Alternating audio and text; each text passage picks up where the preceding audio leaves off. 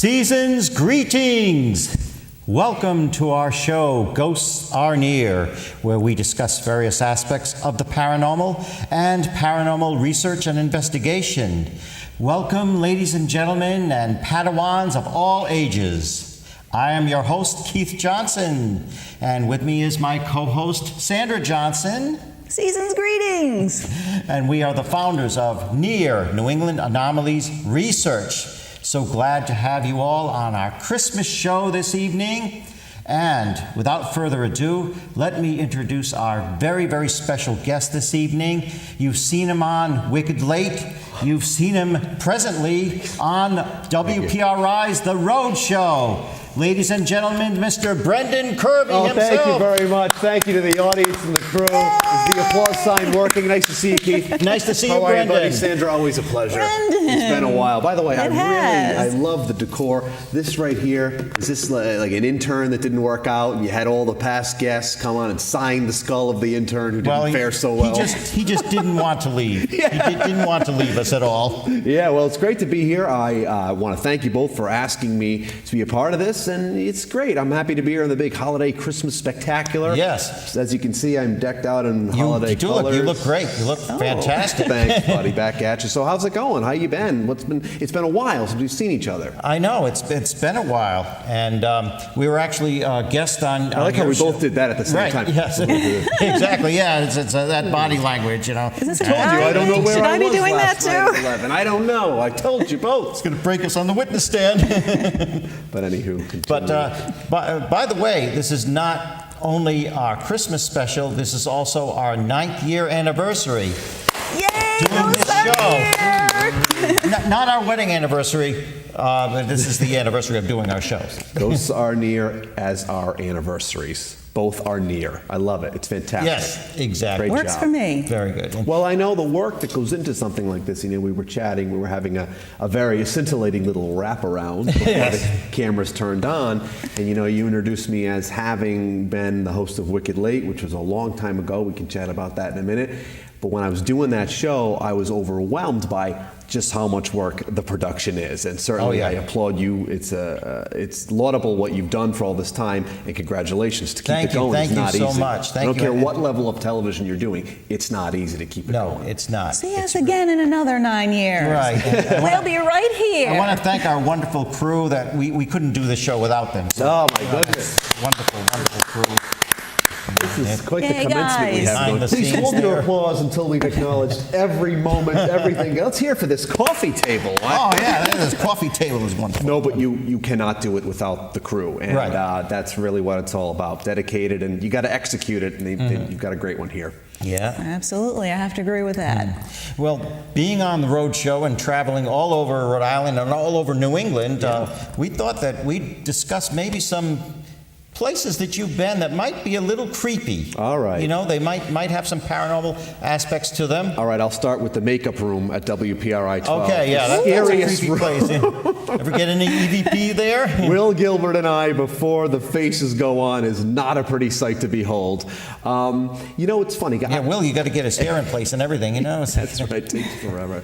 But it's funny. Sorry, Will. He's a good guy. I've been dreading this appearance all day, not because I didn't want to come here, but because I didn't want to let you down. I thought, oh, God, I want to make sure that the appearance is great and this and that, and I want to make sure that I have entertaining anecdotes and fun things to say. So I've been thinking about this because we chatted a little while back about what we would discuss here today.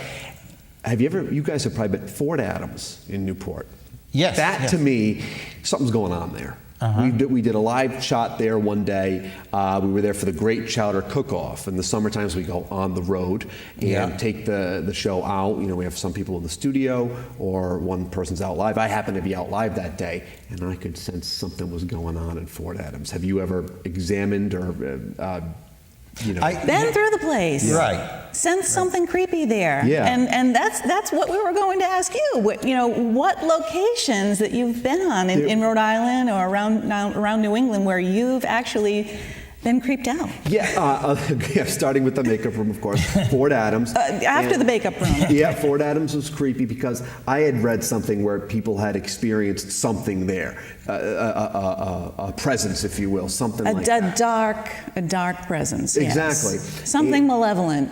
Definitely. The opposite of benevolent. We're talking how do I say it? Malevolent. Malevolent. There it is. Male evident. That's it. So there's definitely something going on there. Also, Slater Mill, we were just talking about too, which we're all very familiar with. We were there live one day, and I know you can't sit here and look me in the eyes here and tell me there's nothing happening there. There is something there. I know we were doing an event there. I don't personally do tours there like my hubby and his twin brother, but we were doing an event there one time, and we went lights out, and we were doing an EVP session, electronic voice phenomena, trying to capture spirit voices. And I happened to ask the question, "How long have you been here?" And sure enough, listen to the audio later.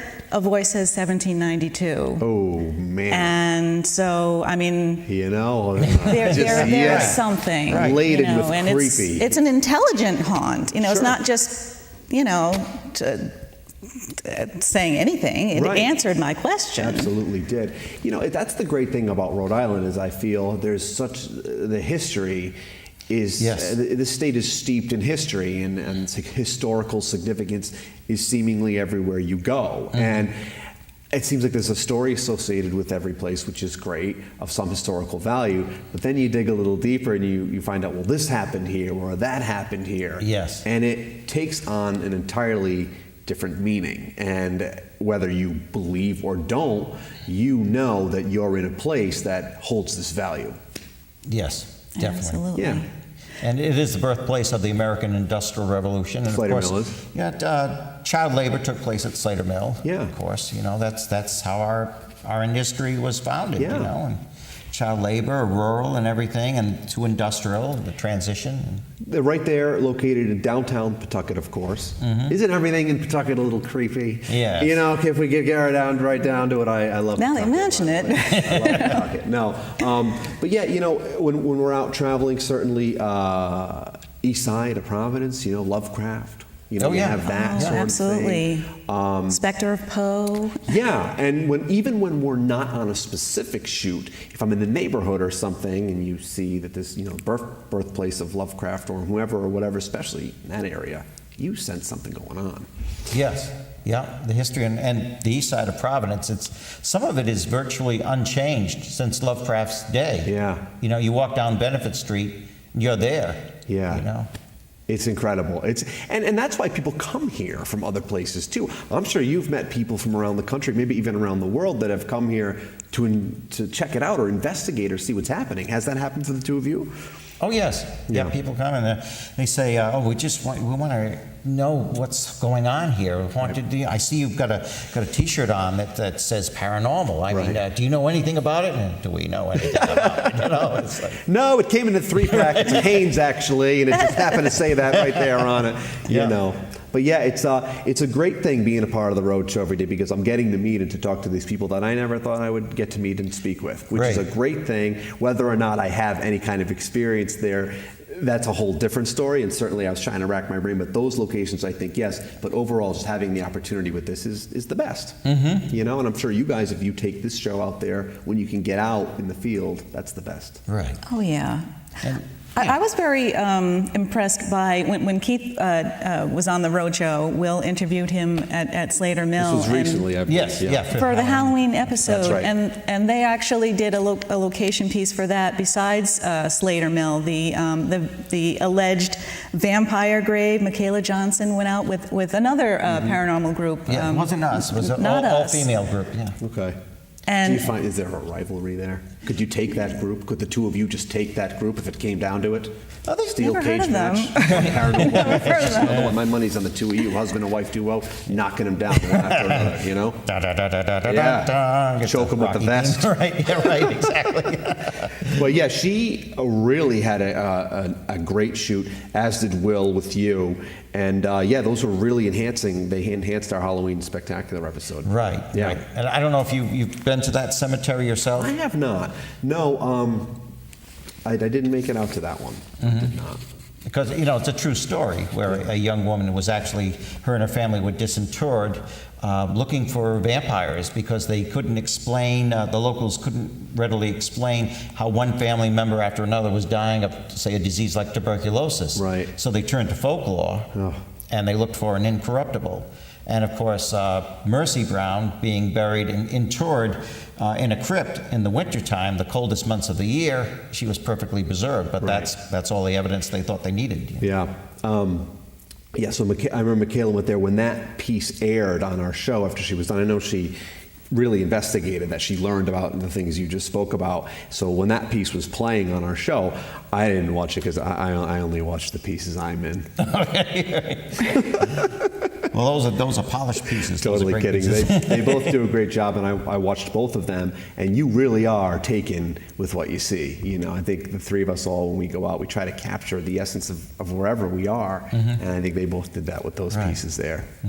And speaking now, getting back to me. Yeah, well, actually, I am getting back to you because when we were guests on your show. Let's stroll down memory lane, shall we? Yes, let's stroll down memory lane. That's right. And Recollection Drive. And I remember when we first arrived at the studio and met you, you had quite a surprise for us. Yeah. When we first came to do your show, and I don't we were know just if I like where this is going. We were just getting ready to sit down and be mic'd up and do our interview, but you had a special assignment. All right, before we get into this, all right, I have an idea again of where this is going.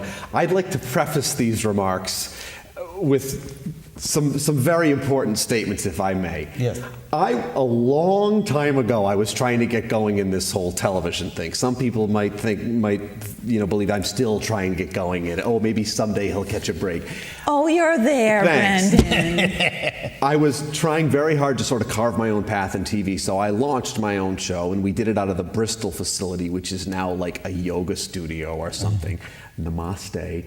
And so I was doing the show there, and you guys were kind enough to take the time to come on, and we had a great time.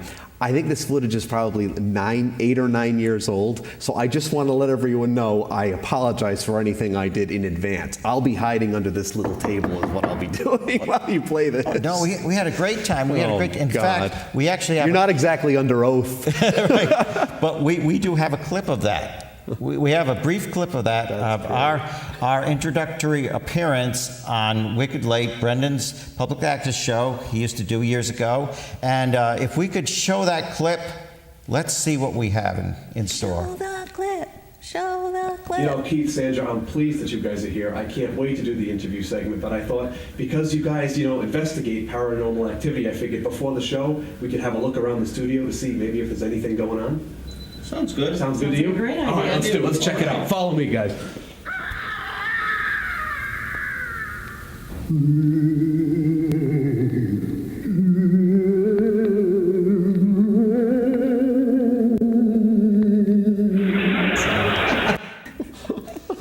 Oh, isn't that? If that, I don't know why that didn't win an Emmy. I mean, best comedy That was writing, so funny. Talk best about bringing back performance. Oh yeah, we used to love that show. We used to love your intro and your stand-up routine. We did watch the show. All kidding aside, I don't like to look at the old footage of myself, period. It could be the greatest thing ever, but I appreciated you being such a good sport. It was a comedy variety show. I idolized David Letterman growing up. I still do to this day, and I really wanted to get into television because of him, so I launched that show. Correct me if I'm wrong. You're wrong. It's wrong. I'm sorry. Oh, never Not mind even then. close. Sandra? No, I want to know. You interned for Mr. Letterman, if I'm not I did. mistaken. Yep. That was the spring of 2003, and then when I was still going to Rhode Island College at the time, and then when I came back, I had always had an affinity for late night TV. I'd always loved his show. Something about Dave's style of comedy. Oh yeah, it always. was so clever, so creative, dry, just so great and so funny. And I really was drawn to what he was doing, and really I couldn't wait for the show every night just to see what he was up to. And then the wheel started turning, and I knew I wanted to be involved in some type of daily show. And after I interned there, I learned everything, how they book the show, how they research it, how they write it, produce it, everything, top to bottom, front to back, left to right. I learned it there from the best. And then when I came back to Rhode Island, I was still in school, so I was able to put together an independent study project where I would get credit for creating my own TV show. And that was in the fall of 2003. And it took me the whole semester to put it together, because if you've never done something like this, yeah, I learned, but they had the infrastructure in place to execute this show. I was pretty much doing it alone, save for a few people that came to help execute that actual taping. So it took me the full semester to put it together, did the show, took a big sigh of relief when it was done, and figured, well, I mean, I couldn't believe how much work it was. But then a few months went by, and then in like early 04, February, March 2004, I said, you know what, I want to do this every month. And I was working full time as well at the same time, and you know how hard it is to do a show when you're trying to do a job. Absolutely. So it was a once a month thing, but I did a show every month from, you know, basically 2003, December through June or July of 2012, before I moved to Los Angeles to kind of see what I could find within the business. And I liked LA, I didn't love it, it was okay. I liked some things, disliked other things. Yeah. And ultimately ended up back here when I got the roadshow job. And it's funny how I had to go all the way there to get, and it's just What's weird. an experience, and you might be back there again someday, you know? It's like you never where the know. business goes, you know? Yeah, you know, thinking about getting into competitive bodybuilding in Venice Beach. So if I go back, I saw your clip with Lou Ferrigno it'll there. be for that. Yeah, we had He Lou was very impressed. Ferrigno on the road show, Yeah, but it all started, you know, with the Letterman fascination, and then by doing Wicked Late, I wasn't earning a dime, but I was learning all facets of production, and not just learning them like I did from Letterman, but being the central nervous system of it all, learning how to book guests on my own, how to interview them, how to take time cues and everything, which I'm sure I should Honing be your thinking now. comedic skills. Yeah, and I always loved comedy writing and performing, and it enhanced that way. Sometimes, you know, of course, Mr. Letterman would have interns Mr. come on. Letterman, he's not here. Well, okay, my good buddy Dave. Good pal Dave. He would have interns come on, do little Yeah. skits and everything like that. And we're always wishing, why show Brendan? I was in it. Were you? Oh, do you have a clip? Nope. Oh. Oh, that's a shame, because that would really that. work well right now. Yeah, sorry about we'll have to that. look that up. Yeah, I was on. I've actually shown some of those clips on the road show. I was in extra in a couple of pieces, and I had a line here or there. One of them was like a get to know the intern sketch, and they just went around the table, and every line was, "I've never met him." We had never met him. Right. I did actually meet him, but the joke was that we had never even seen him. Right. Which was pretty funny. And another one, I played like a new employee. Who was like starting in the research department, and the punchline was, it's like, get to know the new Late Show employees. And it was one person, then it was me, and then the big payoff punchline was, General Hassam al-Rawi from whatever division of Iraq's National Guard just joined the talent department, and he's in full getup. I mean, it was fun. And I also, you know, you earned a little something for being on the show, so I would get a little paycheck for being on, which was nice, because I was there living in New York for college credits. Yeah. We all know great. how expensive New York can be. Fantastic. Those black and white cookies are pricey. Oh, yeah. Yum. Yeah. Speaking of the road, do you have a question? Well, I was just going to... Raise your hand. Yeah. I just wanted to, you know, speaking of other local shows who don't make any money but have a lot of fun and are quite funny. And also do charity work. And do charity work. We have to include that. Sure. The Chuckles and Laughs show. Some of the crew came and joined us for Keith's birthday party last week. Yeah, but we had a could go birthday tonight. party. Thank you. Happy birthday, Keith! Happy belated, Succulent Chinese meal. It was great. Beautiful. And we received certificates of insanity. I don't know if you can get a close-up on that. The Alice Cooper official Well done. certificates of insanity issued in appreciation of the prolonged, strange, erratic, and otherwise twisted behavior. This one's mine, of yours truly, and Keith got Is one that as Alice well. Cooper? That is. I love you that. Take a look at that. That's great. I like it. Thank you. And thank you. And they That's also great. gave us some early Christmas gifts. It's like Oprah's favorite things. Yes. This is a surprise. They're actually in the audience tonight. And here we have Chuckles. Love it. The evil clown. So now you know what Chuckles looks like. I'm Now already you know. afraid of them. Let me tell you. I don't want And, to cross Chuckles. Nurse Misery. We can't forget about her. red yarn hair and all, and I just wanted to show them. We very much appreciate that. Yeah, very much. They look like Certificate foots in the shop. Thank you. That's and terrific. Brendan's foot. Are they the next guests, these two? They will be guests That's an shortly. idea. Very, very shortly, Yeah. they will be guests. We're branching out. Ghosts are near and friends. That's I great. think we're gonna have a spin-off. Well, any type of recognition like that is Non-paranormal. tremendous. Nicely done, guys. Thank you. Thank you. But on the road show, of course, you've a couple of times. I know Will has interviewed my good friend, my dear friend, Andrea Perrin, and for the true story of The Conjuring. Yes, Took yes. place in Tarrasville, Rhode Island. Yeah, and he had a real moment there during Yes, that so they had segment. equipment failure the first time it was on. You know, The he hair was- on his head,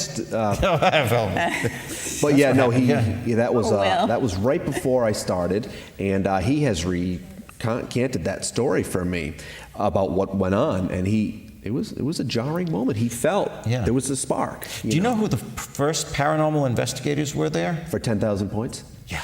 I Can you don't. do it? Actually, it was myself and... I was going to say it. No, yeah, I really right, was yeah, going to say. yeah. Is it Keith Johnson? Yeah, myself I and believe him. a group from Rhode Island College, which I belonged to at the time. And I was a teenager at the time. We belonged to this parapsychology group. Okay. And we were contacted by the family, and we were the first investigator.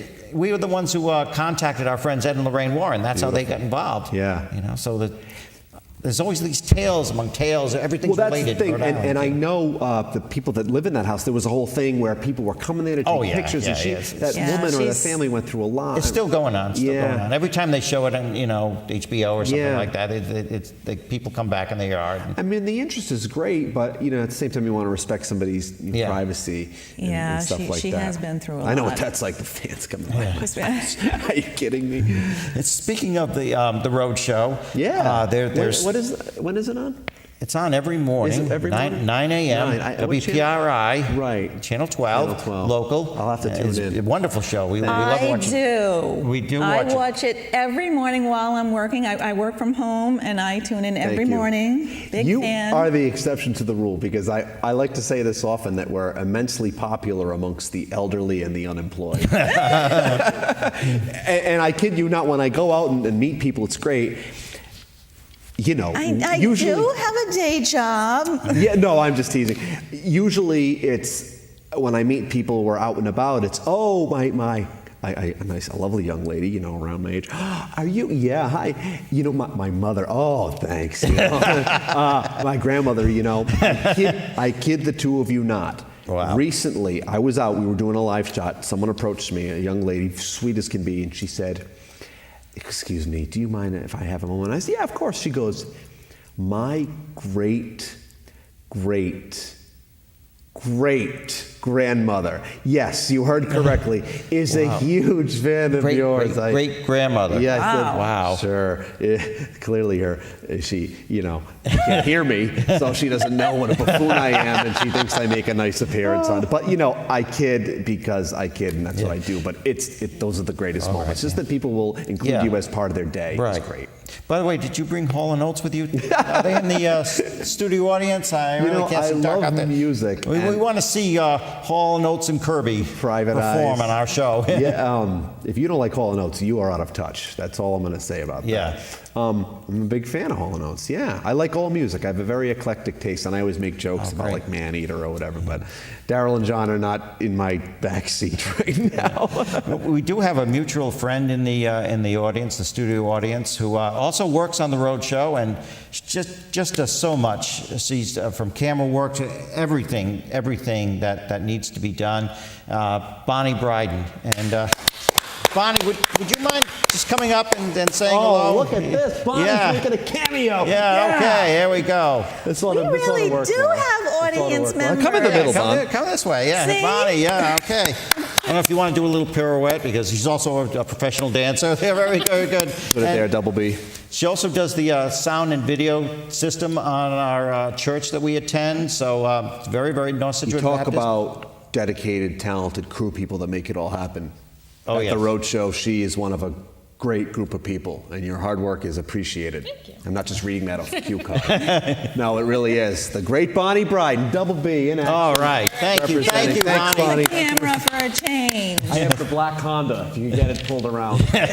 No, she's awesome. Yeah. And, anytime you start a new job, I'm just wrapping up now my second year on the Rhode show. When you come into a new situation, you don't know anybody. You're the new guy or girl. And Bonnie was just immensely friendly from day number one. And I remember the first day, you guys don't wear the earpieces here, but we wear them at the Rhode show. And I prefer not to wear one, actually.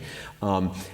I didn't have my own yet when I started, and it would always be like 10 minutes before the show, and I'd be like, Bonnie, I don't have the, thinking that and she would always, calm down, your makeup is running, and here's your earpiece. The mascara. I have a little comedy bit, okay. a prepared comedy piece that I came up with. So earlier today, I'm quite the social media maven is what I am. So I'm perusing MySpace earlier today, and then I flipped over to Facebook, and I came upon your profile, and you guys shared a very interesting link.